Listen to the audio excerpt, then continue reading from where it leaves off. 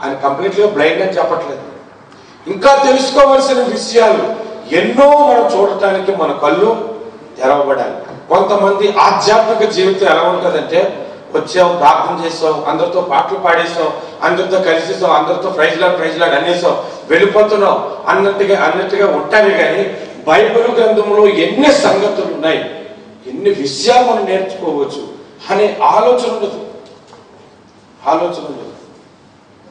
వాక్యము చదువుతారు కానీ అది అర్థం కాకపోతే, అరే నాకు ఎందుకు అర్థం కావట్లేదు అనే సంగతి కూడా ఉండదు. అందుకని మన కన్నులు తెరవబడాలి అర్థము చేసుకోవటానికి. కొంతమందికి దేవుడు వాక్యంలో మర్మాలు బోధిస్తుంటే అర్థం కావు, ఎందుకంటే వాళ్ళ కన్నులు తెరవబడలేదు. ఆర్టీసీ బస్సు మనకు తెలుసు కదా, మన భారతదేశంలో ఆర్టీసీ బస్సు అనేది, ఇక్కడ ఎస్బీఎస్ అంటారు, మన దగ్గర ఆర్టీసీ బస్సు. ఒక ఆమె పల్లెటూరు నుండి వచ్చి మొట్టమొదటిసారిగా బస్సు ఎక్కిందండి. మొట్టమొదటిసారిగా బస్సు ఎక్కి డ్రైవరు వెనక కూర్చుంటుంటే ఈ డ్రైవర్ డ్రైవింగ్ చేస్తూ మధ్యలో కిటికీలోంచి చేయి పెట్టి స్టీరింగ్ లా తిప్పుతున్నాడు, మళ్ళా కిటికీలోంచి చేయి పెట్టి స్టీరింగ్ లా తిప్పుతున్నాడు. ఈమెమో ఫస్ట్ టైం బస్సు ఎక్కింది కదా, భయపడిపోతుంది.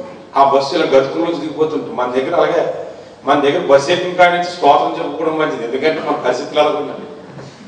ఆమె ప్రతిదానికి భయపడిపోతుంది. ఆ డ్రైవర్కి ఇలా భుజం మీద కొట్టిందండి వెనక నుంచి, బాబు వర్షం వస్తే చెప్తాను ప్రతిసారి చేయగలరు కన్నా. ఎందుకే ఆయన ఎందుకు చేపెడతాడంటే సిగ్నల్ కొరకు చేపెడుతున్నాడు. ఏమనుకుంటుంది, వర్షం వస్తుంది చెక్షేత్రాలు కావాలని చేపెడుతున్నా. కొంతమందికి వాక్యంలో కొన్ని సంగతులు తెలుసుకోవడానికి ప్రయత్నం కూడా చేయరు. ఎందుకు బైబిల్లో ఈ మాట ఇలా రాయబడి ఉంది, దీని గురించి నేను ఏం తెలుసుకోవాలి, దీని ప్రకారం నేను ఎలా బ్రతకాలి అని తెలుసుకోవాలి. ఎంతసేపు ఏం తెలుసుకుంటారంటే, 12 సంవత్సరాల నుంచి రోగంతో బాధపడుతున్న స్త్రీ స్వస్థత పొందింది, గుడ్డివాడికి కళ్ళు వచ్చేసాయి, ఇలాంటి ప్రసంగాలు ఎప్పుడు వినటానికి ఇష్టపడతారు. ప్రకటన గ్రంథంలో ఏముంది, చూచే కన్నులు కావాలని ప్రయత్నం చేయాలి. మేము దృశ్యమైన వాటిని చూడక అదృశ్యమైన వాటిని నిదానించి చూస్తున్నామని పౌలు చెప్పాడు కదా.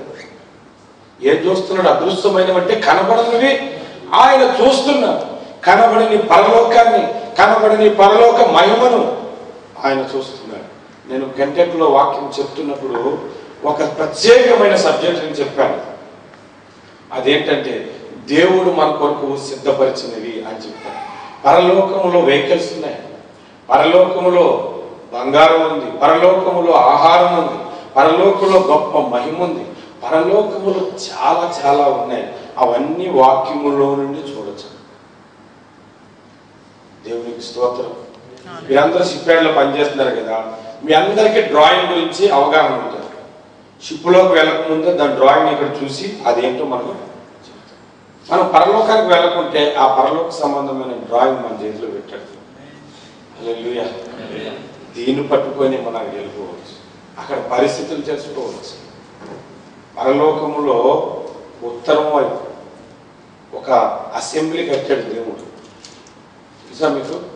అసెంబ్లీ అంటే సభాపర్వతం అని బైబిల్లో ఉంటుంది. ఉత్తర దిక్కునున్న సభాపర్వతం మీదకి నీవు ఎక్కిన వాడవా అని అన్నాడు. అక్కడ ఏముంది? అసెంబ్లీ ఉంది. అక్కడి నుండి ప్రతి ప్రపంచాన్ని దేవుడు పరిపాలిస్తున్నాడు. ఇలాంటి ఎన్నో సంగతులు బైబిల్లో ఉంటే అవన్నీ చూసే కన్నులు మనకు కావాలి. మరి మన దేహానికే ఉన్న ఈ కన్నే అంత దీపమైతే మన ఆత్మ సంబంధమైన నేత్రాలు ఇంకెంతటి దీపం అని. మొట్టమొదటిది ఏం చెప్పాను? నరుని ఆత్మ యెహోవా పెట్టిన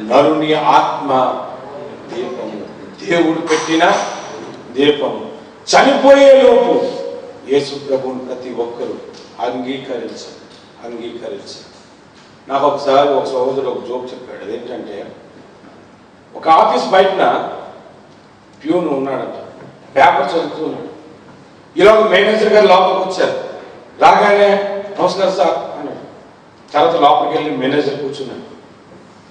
కూర్చున్న తర్వాత లోపలికి టీ పట్టుకుని వెళ్ళాడు. బాగున్నారు సార్ అన్నాడంట. బాగున్నానండి. బయటకు వచ్చాడు. ఒక నిమిషం ఆగి మళ్ళీ వెళ్ళాడు. బాగున్నాను. మళ్ళీ ఒక నిమిషం తర్వాత వెళ్ళి ఇలా మాటికి నిమిషానికి ఒకసారి వెళ్ళి బాగున్నానంటే ఎవరికైనా కోపం రాదండి. ఎందుకయ్యా 10 సార్లు అడుగుతున్నావు, బాగున్నావా బాగున్నావా అంటే, లేదు ఉదయాన్నే పేపర్ చదివాను, ప్రపంచంలో నిమిషానికి ఒకటి చచ్చిపోతున్నాడు సార్, అందుకే మమ్మల్ని అడుగుతుంది. నిమిషానికి ఒకటి పోతే ఎందుకు అనుకుంటాం కదా? నిజమే, ప్రపంచంలో నిమిషానికి ఒకటి పోతున్నాడు. ఎంతమంది నరకానికి పోతున్నారు, ఎంతోమంది దేవుని సన్నిధికి పోతున్నారు.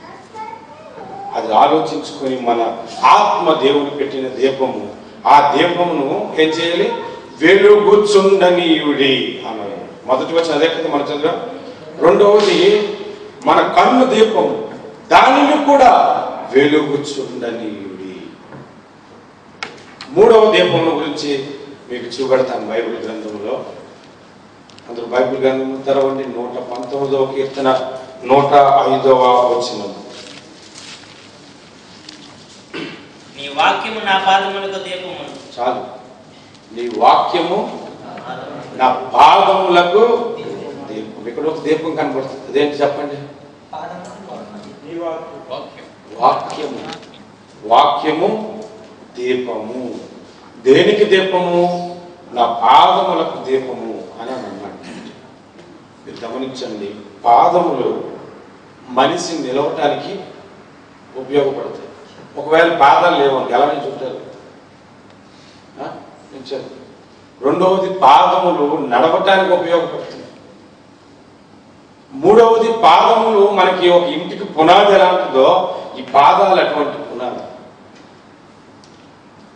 బైబిల్ గ్రంథంలో కూడా మీరు చూడండి, నేను నీ వాక్యము చేత నడుచుకుంటున్నాను, నేను నీ వాక్యమును బట్టే నిల్చుని ఉన్నాను. అలాగే దేవుని వాక్యమే మనకు పునాది. ఈయన ఆ మాటలు విని ఎవరైతే దాని ప్రకారం జీవిస్తాడో వాడు బండ మీద కట్టబడిన ఇంటిని పోలి ఉన్నాడు అని బైబిల్ చెప్పట్లేదు. కాబట్టి వాక్యము మన పాదములకు దీపం. హల్లెలూయా. నీ వాక్యమే నా పరవశము, నీ వాక్యమే నా ఆత్మకు దీపము, నీ వాక్యమే నా పరవశము, నీ వాక్యమే నా ఆత్మకు ఆహారము, నీ వాక్యమే నా పాదములకు దీపము, నీ వాక్యమే నా పాదములకు దీపము, నీ వాక్యమే నా పాదములకు దీపము. మన దేవుని వాక్యము మన పాదములకు దీపము. హల్లెలూయా, హల్లెలూయా. మీరు ఆధ్యాత్మిక జీవితంలో మీ నడవడిక వాక్య ప్రకారముగా ఉండాలి. అప్పుడు మీరు వెలుగునందు నడుచుకున్నవారు. నీ వాక్యము వెల్లడి అవుట తోడనే వెలుగు కలుగును అని లేఖనం సెలవిస్తుంది. కనుక ఈ మూడవ దీపం ఏంటంటే దేవుని వాక్యం. ఇప్పుడు మీరు చెప్పండి, మొదటి మూలవచనం ఏం చదివాం? మీ దీపములు వెలుగుచుండనీయుడి అన్నాడు. దేవుని వాక్యమును ప్రతిరోజు చదువు, అప్పుడు నీ పాదములకు అది వెలుగు. వెలుగు.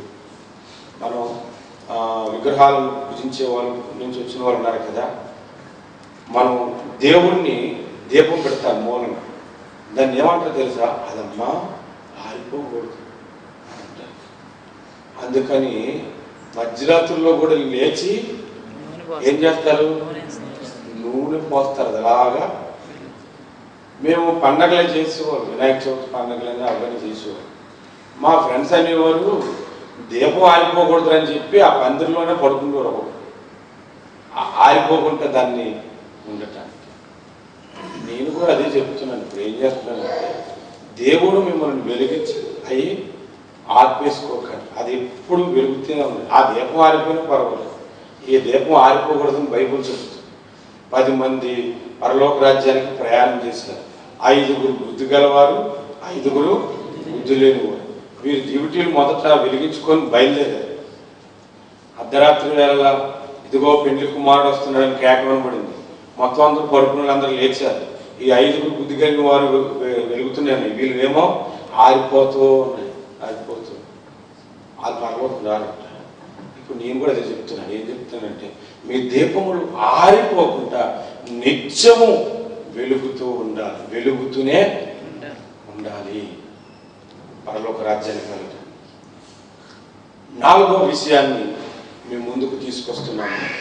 శ్రద్ధగా బైబిల్ గ్రంథమును చదివి మనం నేర్చుకుందాం. యోహాను సువార్త 5వ అధ్యాయము 35వ వచనం. అతడు మండుచు ప్రకాశించును దీపమై ఉండెను. అతడు మండుచు ప్రకాశించుచున్న దీపమై ఉండెను. ప్రకాశించుచున్న దీపమై ఉండెను. ఎవరు దీపం? ఎవరు? యోహాను కదా. యోహానే కాదు, నువ్వు నేను కూడా దీపమే.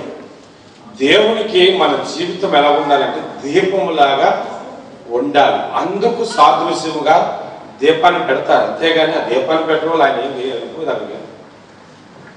నీవే ఒక దీపములాగా దేవుని దగ్గర ఉండాలి. అది ఎప్పుడు వెలుగుతూనే ఉండాలి. నీ జీవితం ఎలా ఉండాలంటే దీపము వలె వెలుగుతూ ఉండాలి. అది ఆరిపోకూడదు. ఆరిపోతే నీ జీవితం అంతా చీకటి వస్తుంది. నీ జీవితంలో చీకటి ఎప్పుడైతే వచ్చిందో నీ మీదకి పాము ఎక్కినా తెలియదు, తేలెక్కినా తెలియదు, ఆ లోపల బయలు వచ్చి పడినా తెలియదు, బొద్దింకులు తిరుగుతున్నా తెలియదు, నలులు వస్తున్నా తెలియదు, దోమ వస్తున్నా తెలియదు, పరమ చెత్తంతా వస్తున్నా నీకు తెలియదు.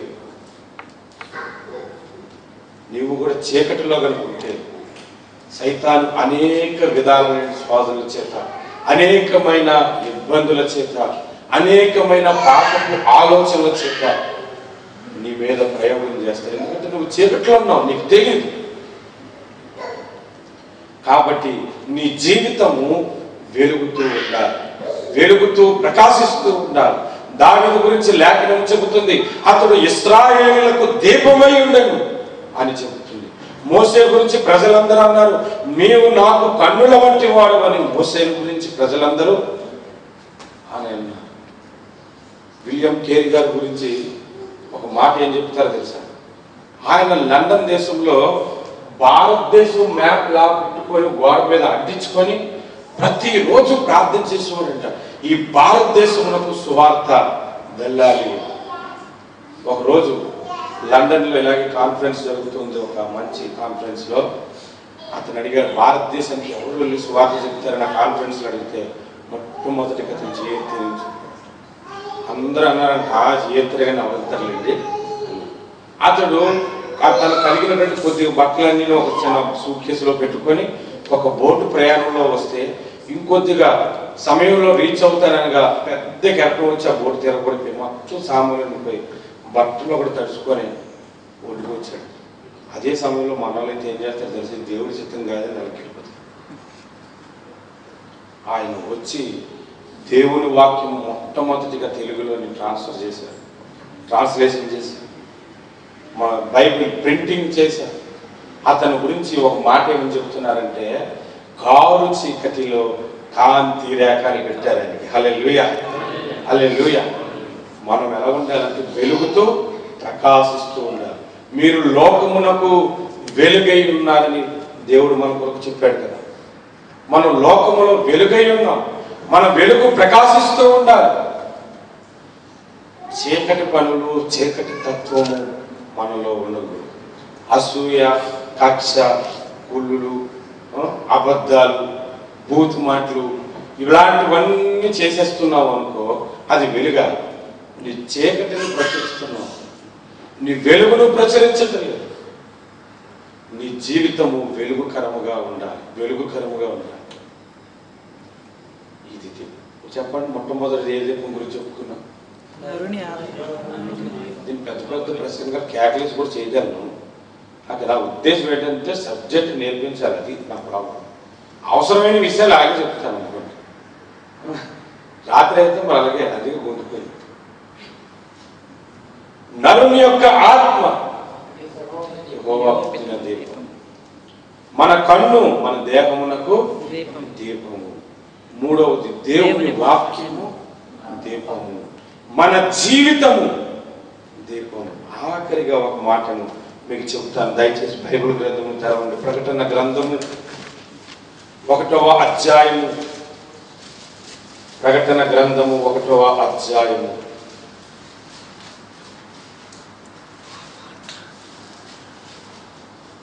20వ వచనం. వీటి కాగా నీవు చూచిన వాటిని ఉన్న వాటిని వీటి వెంట కలుగుబోవు వాటిని అనగా నా కుడి చేతిలో నీవు చూచిన 7 నక్షత్రములను గూర్చిన మర్మమును ఆ 7 సువర్ణ దీప స్తంభముల సంగతియు వ్రాయుము. ఆ 7 నక్షత్రములు 7 సంఘములకు దూతలు. చాలు. అక్కడ మనకు దీప స్తంభములు కనబడుతున్నాయా? ఇంతకీ ఏంటా దీప స్తంభాలు? సంఘాలు. అదే అంటే ఇప్పుడు మన సంఘం కూడా ఏంటి? మరి ఎంతమందికి ఈ వారం అంతా మీరు వెలుగును ప్రకాశింపజేశారు చెప్పండి. తమ్ముడు ఒక కొత్త వ్యక్తిని తెచ్చాడు, ప్రకాశించాడు మొత్తం. హల్లెలూయా. అంటే మిమ్మల్ని అందరిని అనేసారని అనుకోకండి. మళ్ళీ ఈ మధ్యకాలం ఏదైనా పొరపాటే,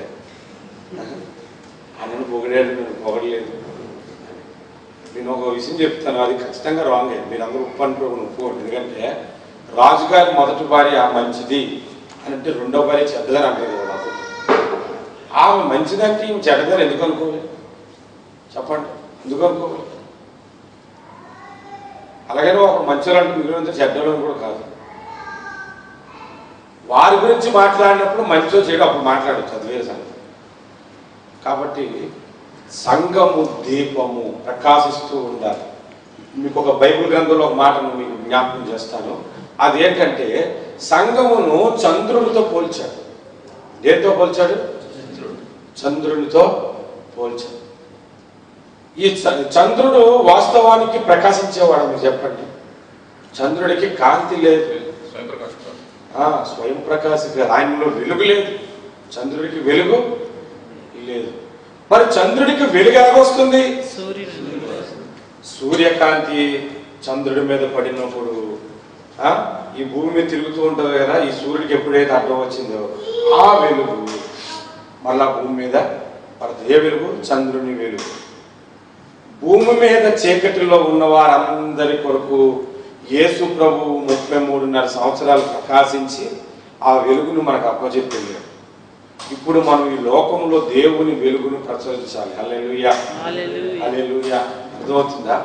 కొంతమంది ప్రకాశించరు. మీరు ఎప్పుడైనా చంద్రుడిని మీరు గమనిస్తే పౌర్ణమి రోజు ఫుల్గా వెలుగుతాడు. అలాగా ఒక నెలకి తగ్గి ఇలా చంద్రాకారం అలా తగ్గి అమావాస్యకి పూర్తిగా చీకటి. ఇప్పుడు నేను చెప్పేది కూడా వినండి.